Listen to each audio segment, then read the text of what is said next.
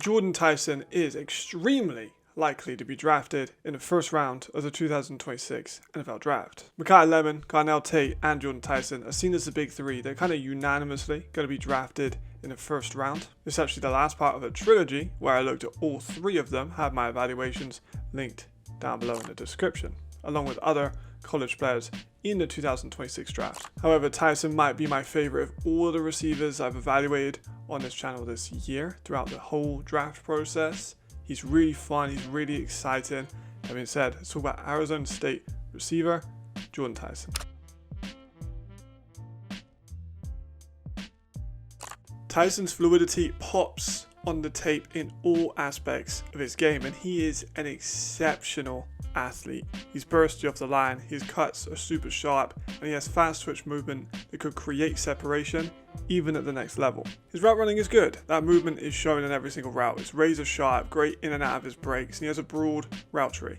He's able to run a lot of complex routes, and with his speed, he can get to his spots really quickly. Can be a bit showy and wasteful with some of his movements in his routes, however. The separation is definitely there, and he has great hops to get over the top of defensive backs. His athletic movement is definitely the best of all the receivers in this entire class. I think he's going to put in some crazy numbers in the combine. Don't be surprised with low 4.4s and 40-inch verticals from this guy. Once even that first route, you switch on the tape and you can just see how he's moving is different. He looks and moves like an NFL receiver, and bear in mind he's 6'2" and 200 pounds. Moving like that, it's very impressive. Volume receivers are so often the foundation of an offense. When you need them, they're there to move the chains. They can take a short pass for run after catch, or you can take a chance with them and take a deep shot. When a quarterback is looking for Tyson in a serious situation, Tyson just has the element to take a step up in the clutch. We saw this against Texas Tech when he was very clearly injured, but still managed to make a super clutch reception on 4th down that led to them winning that game. That whole drive, actually, he was exceptional. They would not have won that game without him on that final drive, and he was so clearly hurt throughout the whole thing, but ultimately basically put the team on his back to win that game against a very, very, very good Texas Tech defense. His ability with the ball in his hands is the next part of that volume receiver tag. The speed, the movement, and the cuts that let him extend his yards are just so impressive. And he's made very, very many good defenders look like fools with his toolbox of moves. But of course, the 3-level threat aspect means we have seen him on deep attacks this season several times, in addition to a short and intermediate game. Separation, short area burst, a great release, these are all reasons why I think that he has the highest ceiling of any receiver in the 2026 draft. I love volume receivers. They can do a little bit of everything. They can attack deep, they can attack the middle, they can be run after catch opportunities, they can take screens or jet sweeps or orbit runs. I love it. It's the kind of receiver that I enjoy watching the most, and definitely a receiver that I would want on my team.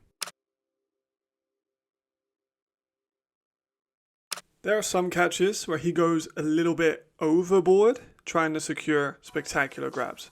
Granted, some of these balls definitely overthrown, but he certainly could have got 2 hands on the ball in a couple of these. But hey, a receiver going for cool catches, I'm not going to be completely mad at that. That being said, it's such a fine line. If he's going for these spectacular one-handed grabs and making them, he's an NFL superstar. If he's going for these one-handed grabs and dropping them, then he's out of the league in like 2 years. It's such a fine line, and it depends on where he's going to fall in that. A big part of that is the physicality in the air, and also on the line of scrimmage. His press coverage disruption is not very high level, and he's not the most physical on the line of scrimmage. His hands are not the most active at disrupting that press coverage in the first 5 yards, or hand fighting sometimes with the catch point. NFL corners are definitely going to go after this because of his explosiveness. The way to deal with athletic receivers is sometimes to get physical. Players have been tough with him at the catch point this season, which has led to a couple of drops, so we'll have to see if that becomes an issue when he faces more advanced technical corners. It is no secret that injuries have followed Tyson throughout his entire career. He's been injured at some point during his last 3 seasons. He had a hamstring injury against Texas Tech, obviously I mentioned just a minute ago. He ended up missing 3 games because of that injury. In 2024 in the Territorial Cup, he injured his collarbone, which led to him missing the postseason, and a significant knee injury ended his Colorado season and his Colorado career. Explosive players with knee injuries is really not a good mix, and it is absolutely a concern for teams looking at him as a top 10 pick in the draft, and definitely a top 10 most talented player in this year's draft. I actually think we're going to see him slide a little bit, maybe even be taken as the 3rd receiver because of these issues. I would love him in New England. I think with Drake May, that'd be such a fun duo, maybe even if they trade up for him. But also Buffalo, need a receiver. I think the Chiefs, if they're really thinking about risking it, I don't think so with the Chiefs though. I think more like Chicago. You got Ben Johnson. He likes these kind of receivers. I think him with Tyson would be so fun with Caleb Williams.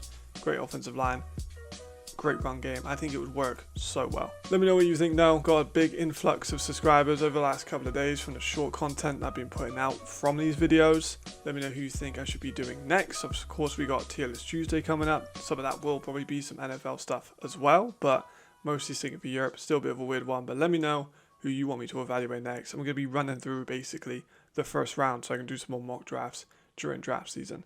Hope you enjoyed. Thank you to my members, of course, as always. See you next time. Thank you and goodbye.